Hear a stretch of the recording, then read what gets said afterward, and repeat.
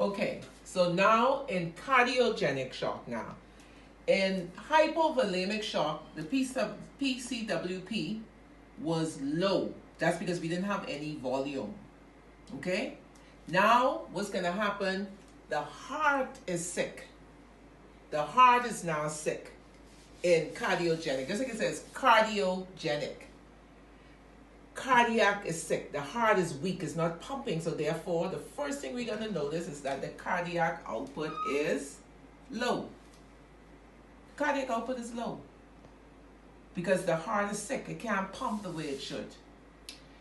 If the cardiac output is low, what's going to happen? The systemic vascular is going to go high. Is the heart well? Something is wrong here. We got in my PowerPoint slide, I'm going to go over some of the reasons that cause hypovolemic shock and cardiogenic shock. But something is wrong here. So therefore, your ejection fraction is going to be low. Then your blood pressure is going to be low because there's not enough pressure being pushed there. Yes, it's going to drop. Your volume is going to drop. What's going to happen to your skin, your vital organs, and your non-vital organs? It's going to be cool. It's going to be cool and clammy. The difference between and of course, your heart is going to be pumping harder again.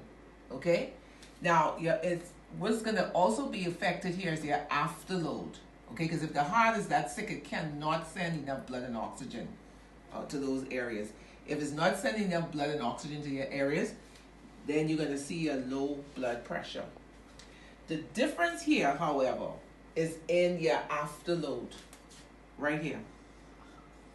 There's going to be a backup. See? That volume is going to be backing up. Okay? So if the volume backs up on your afterload towards that, because the heart cannot pump efficiently, what's going to happen? You're going to see an up. So your jugular venous pulse is going to be high. Your PCW, your pulmonary catheter wedge pressure is going to be high. That's the difference. So you notice everything was the same, except, of course, the heart is the ejection fraction. The heart is sick. But here, in this area, there's a backup here. There's no backup. The backup is in the preload here. Okay? The backup is in the afterload, in the cardiac output. And what do you think is going to happen to the heart rate? What do you think is going to happen? That's right. The heart rate is pumping hard. Okay? It's pumping hard to get that blood out. Okay? So what we have here, the difference is right in this area here. The cardiac output is low. Of course, the systemic vascular resistance is high. There's a backup in the cardiovascular system, in the cardiac area. For the preload, there's a decreased volume. So therefore, you get your PCWP in the left atrium.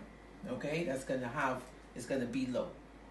So pressure is that balance between cardiac output and systemic vascular resistance. The body is trying to send oxygen and blood throughout the body.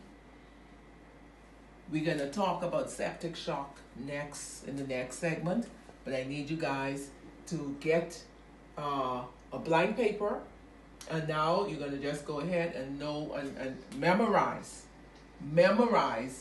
your values. I need you to memorize your values, because when you see this again, you're going to see numbers to cardiac output, numbers to systemic vascular resistance, you already know your respirations and your heart rate.